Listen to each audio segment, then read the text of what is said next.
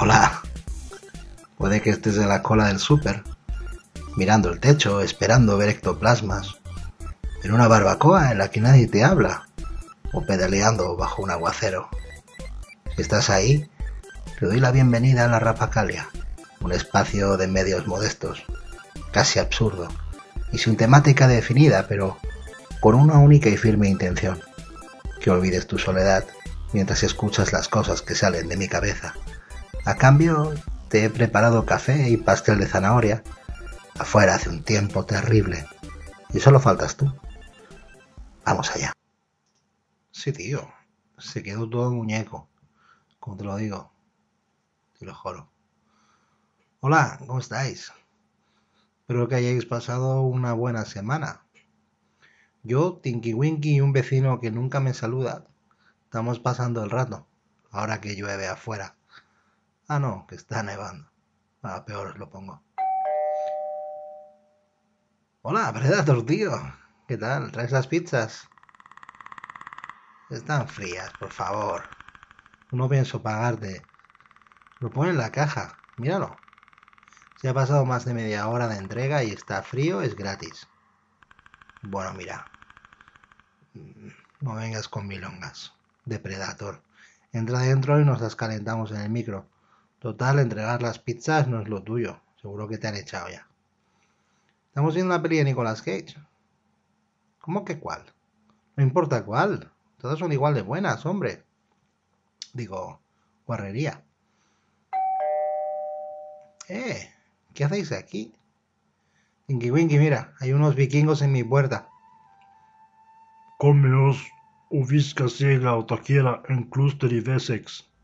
Uy, uy, uy. A mí no me llevéis de rave, que ya estoy mayor. De comerme os o din pizza leverantoren oxo. Predator. Dicen que te vienes con nosotros y que es innegociable. Bueno, mira, si me queréis para la casquería, llegáis tarde. Me he dejado el traje de guerrero número 13 en el desván, pero os puedo contar cosas que es posible que se os olviden con el paso de los siglos.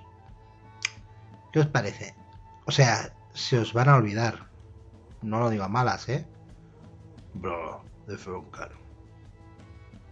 Las runas, esas marcas misteriosas, no solo fueron utilizadas como un medio de comunicación escrita, sino que también tenían un profundo significado simbólico y espiritual. En esta Rapacalia exploraremos el origen y la historia de las runas en la antigua Escandinavia, así como sus usos entonces y en la actualidad. Bueno, ¿dónde se originan las runas? Pues el origen de las runas es un tema de debate entre los historiadores, porque estos símbolos, ¿no?, son muy antiguos y el ser humano siempre ha empleado, pues, incisiones, ¿no? Pero generalmente se cree que surgieron en la región escandinava y germana y en algún momento alrededor del año 150 de nuestra era. Puede ser anterior, como os digo, pero no se sabe. Estas inscripciones tempranas se tallaban en objetos de uso cotidiano, como huesos, piedras, madera. A medida que la escritura rúnica se desarrollaba, se convertía en una forma de comunicación mucho más sofisticada.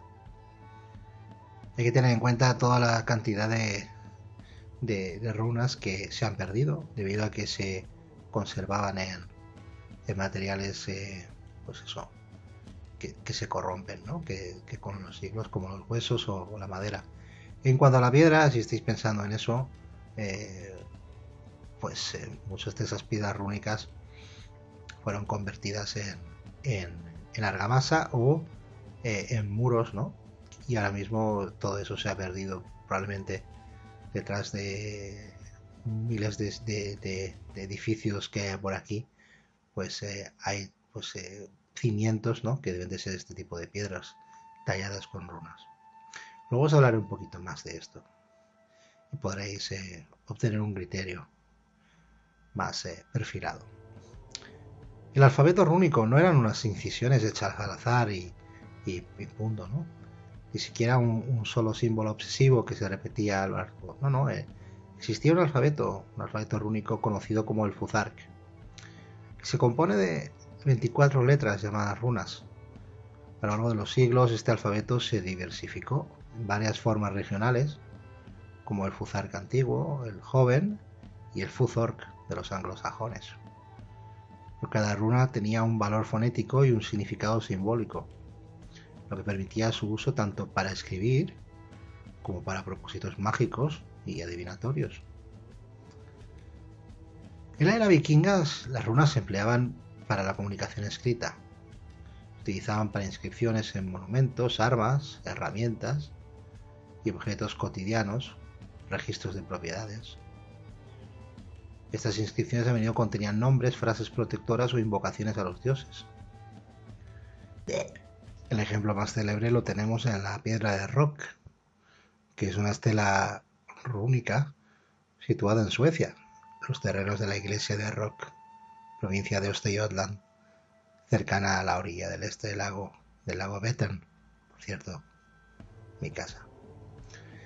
Tiene una altura cercana a los 2,5 metros y más de 1 metro bajo tierra. Es de granito de grano fino, de un color así gris claro, y con cerca de 280 inscripciones rúnicas en el frente y 450 en la parte posterior. Le faltan algunos trozos, especialmente en los costados, que se han perdido o han sido vandalizados. Deciros que disculpad, deciros que esta piedra rúnica es como una especie de piedra roseta, ¿no? Gracias a esta piedra se pudieron descifrar muchas runas que se consideraban perdidas, y así pues el estudio de estos textos pudo avanzar. La piedra de Rock ya era conocida en el siglo XVII por investigaciones lingüísticas realizadas entonces. Se encontraba empotrada en un muro de la antigua iglesia medieval del lugar.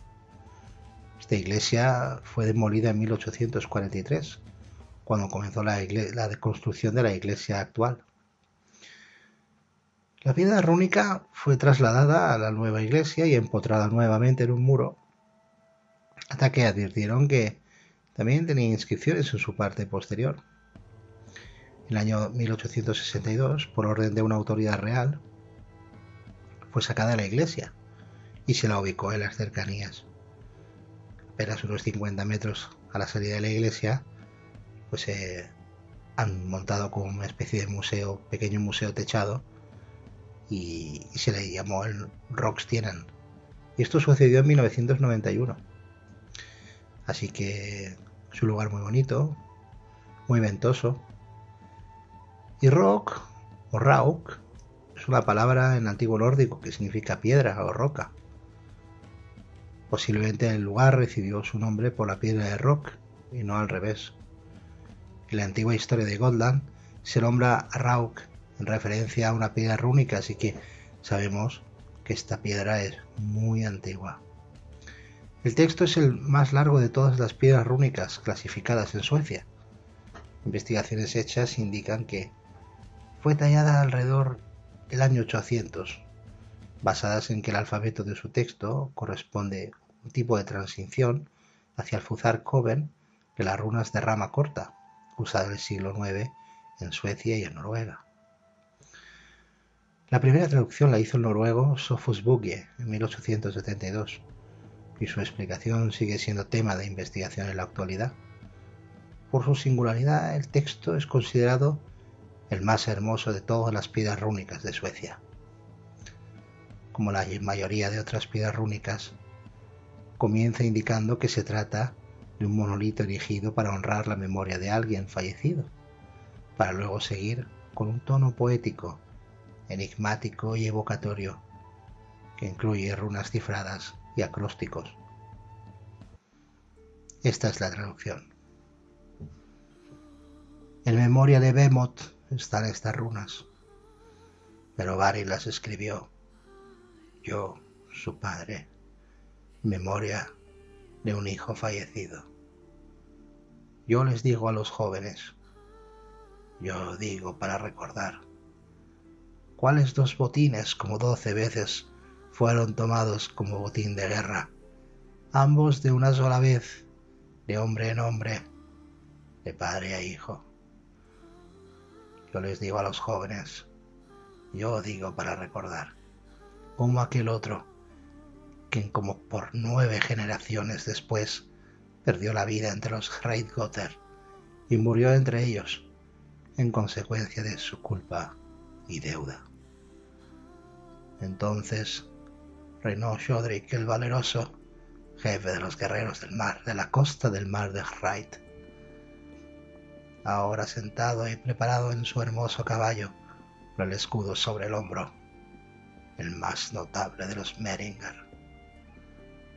Yo lo digo, como el 12º, era el caballo que Gunn ve nacer en el campo de batalla, donde 20 reyes reposan. Yo lo digo así, como el 13º, cuales 20 reyes estuvieron en Highland durante 20 inviernos, con 4 nombres nacidos de 4 hermanos, 5 con el nombre de Valke, hijos de Rodulf, 5 Reidulf, hijos de Rugufs, 5 Haisel, hijos de Hart, y 5 Gummund, hijos de Bjorn. Yo les digo a los jóvenes, yo digo para recordar, el total de cada uno.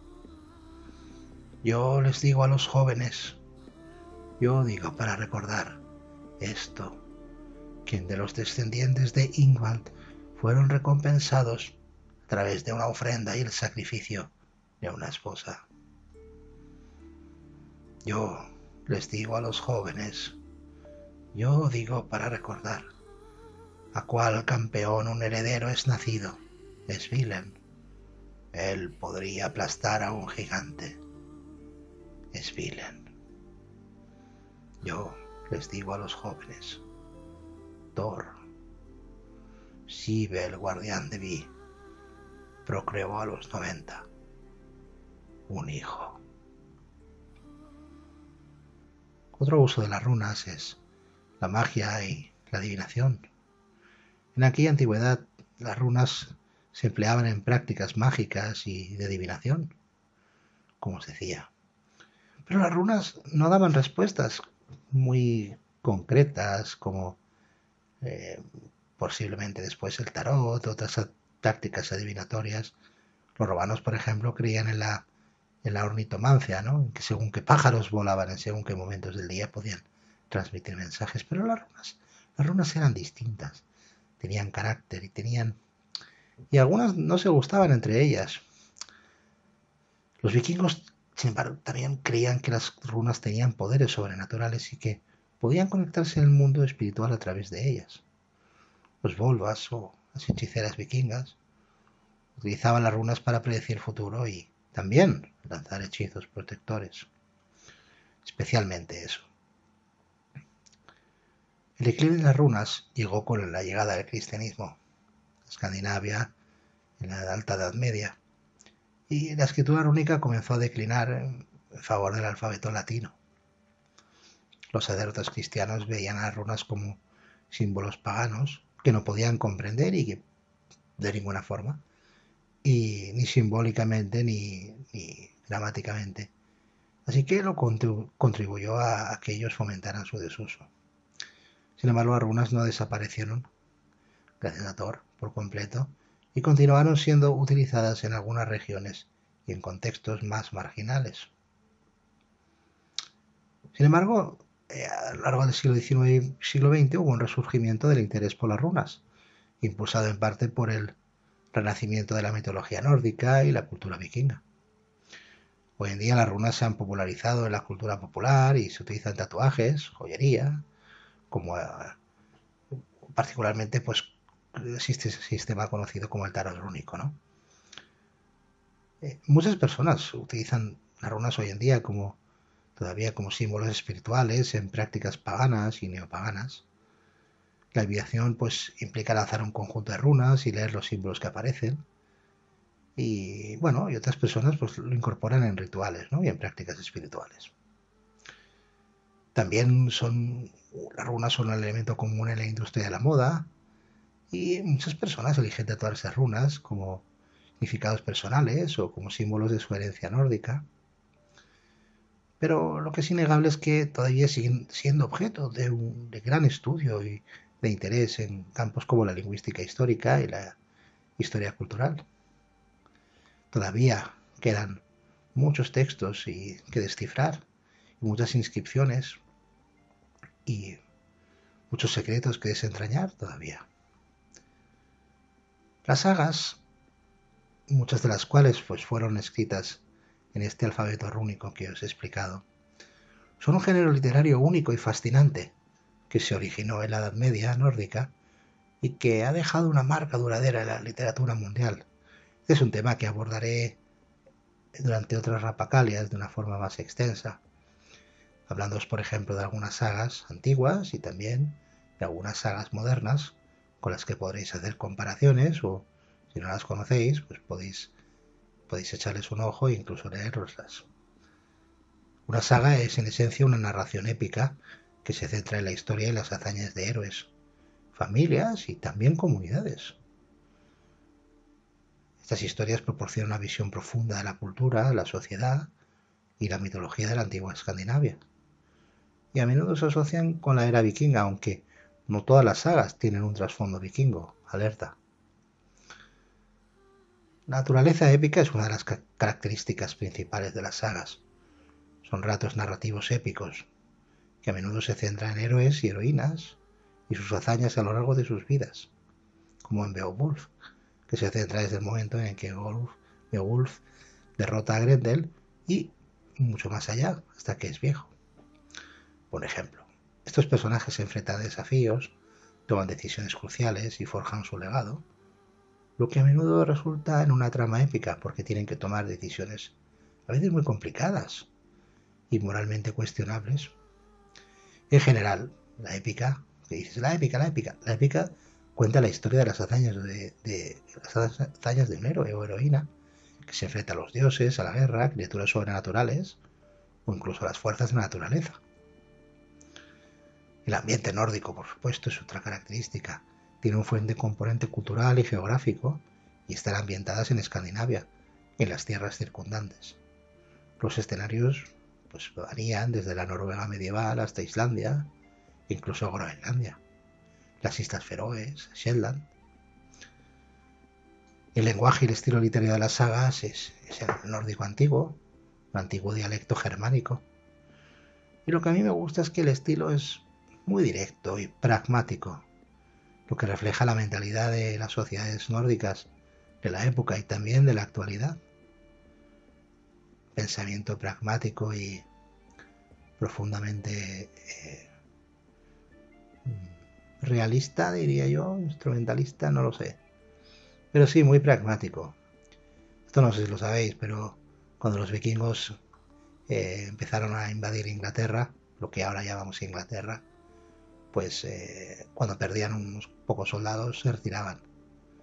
Esto a los ingleses les hacía mucha gracia porque pensaban que se retiraban porque habían ganado, pero las pérdidas y las bajas que se podía permitir un conjunto de vikingos era crucial. No se podían permitir muchas pérdidas porque era muy difícil reponer los soldados. Entonces, si no podían ganar rápidamente, tenían que retirarse. Es un pensamiento muy pragmático y esto sigue impregnando el día a día de esta sociedad.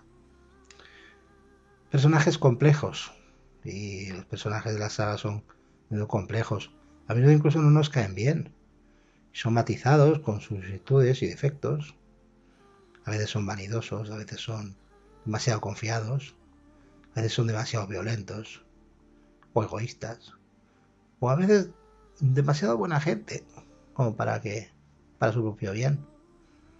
Las decisiones y acciones son el motor de la trama y su evolución es fundamental para la narrativa. Las sagas proporcionan una ventana a la vida cotidiana, es como una especie de agujerito de cerradura para ver esa estructura social, las costumbres, las leyes, qué creía esa gente, los banquetes, las expediciones vikingas, la justicia y la magia se representan en detalle. Y también darse cuenta que la sensación de justicia que ellos tenían era muy distinta de la nuestra. Y eso también se refleja en la actualidad. Como ya os he dicho muchas veces, la romanización influyó mucho en cómo estas personas actualmente ven el mundo. Por eso somos tan diferentes en el norte y en el Mediterráneo, por ejemplo. Y todos somos personas y tenemos los mismos sentimientos, etcétera. Pero, pero es verdad que nos mueven pues raíces distintas. Nos han fundado raíces distintas y eso es muy interesante de observar. Y aquí en la saga se puede ver. Como nosotros tenemos a Virgilio, a Cicerón y, y a Juvenal, que es un rabiado, por decir algunos, o Polibio, pues ellos tienen a otros autores, muchos de ellos anónimos, sin embargo, y otros, como os narraré, pues por ejemplo de Giles Calarrinson, que narra su propia vida. Pero sí, aunque las sagas son narrativas ficticias muchas veces, contienen elementos históricos y culturales importantes, y también se consideran valiosas fuentes históricas, como os he dicho, para comprender esta época y también cómo se han desarrollado los siglos venideros. Existen varios tipos de sagas, cada uno se enfoca en aspectos diferentes de la cultura y de la sociedad. Las sagas islandesas, por ejemplo, son las más conocidas y se centran en la historia de Islandia, sus colonos y sus conflictos. Otro día os hablaré de Islandia porque me pareció muy interesante su gente también, pero en otra ocasión. También os hablaré del idioma, que es un idioma muy bonito, muy melancólico, el islandés. Ejemplos notables son la saga de los Volsungos o la saga de Njál, la saga de los reyes de Noruega, todavía reyes, relatan las vidas y reinados de los reyes de Noruega y son una fuente importante para la historia política de Noruega, porque la misma familia real es la que gobierna desde la época de las sagas. Así que eso es muy interesante. Más sagas. Estas siguen, por ejemplo, de las sagas de los islandeses, que no son las sagas de Islandia, que esas son las sagas de su fundación, y estas son las de las familias islandesas y las luchas internas y también externas, ¿no? Los soap operas, la saga de Egil Skallagrimson, la saga de Grettir el Fuerte, son, por ejemplo, son destacados. Las sagas de los groenlandeses relatan las aventuras y desventuras de esa pobre gente, esos colonos vikingos en Groenlandia, y son valiosas para entender la exploración vikinga en América del Norte, tan negada. El legado de las sagas. Bueno, el impacto de las sagas en la literatura y la cultura es innegable.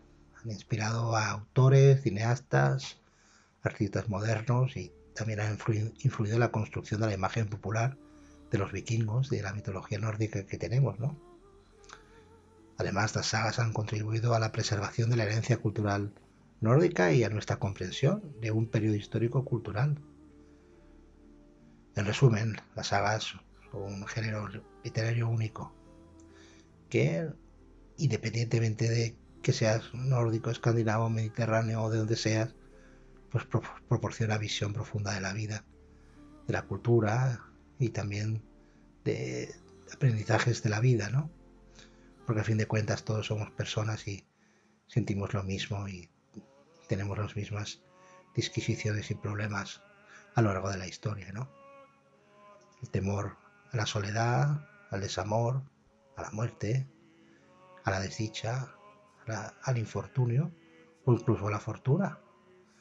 Y son temas que se repiten una y otra vez y que por ser tan humanos y tan auténticos, pues nos siguen fascinando y gustando. Porque tú te puedes sentir identificado con esa persona, ¿no? Que vivió, pues, hace más de 1000 años. Pero sus problemas son los tuyos de alguna manera. Y también cuando uno puede entender el mundo a través de esos ojos que narran esas tormentas, esas lluvias, esas nieves y esas penurias que ellos pasaban en aquella época, pues cuando uno anda bajo una ventisca esperando el bus o ve una liebre esconderse debajo de una roca, pues deciros, ¿no? Se vuelve a través de esos relatos y a través de la experiencia propia aquellos cuentos, aquellas sagas, ¿no? Así que algo de aquellos tiempos, algo de aquellas historias, todavía sigue aquí vivo, que este es un mundo muy salvaje y todavía muy inhóspito y muy indomable. Una naturaleza brutal, y lo era aún más en aquella época. Así que esos valores culturales y estas historias continúan fascinando a lectores y estudiosos en la actualidad, y también, pues bueno, manteniendo y expandiendo esa rica tradición que nos llega desde aquella época. Bueno, ¿os habéis comido toda la pizza o qué? O sea, que os estoy hablando aquí de vuestra historia y tal y cual, y os coméis mi pizza. Predator, ya sabes lo que te toca. No te quejes, ¿eh? Y hasta aquí el tiempo de hoy, pero espero verte pronto de nuevo. Si en esas noches largas, si mientras paseas por una playa hermosa te apetece escucharme, aquí me encontrarás. Te guardo el sofá y no hace falta que avises, habrá pastel. Y si no te gusta, pues se lo damos al gato. La dama te guarde.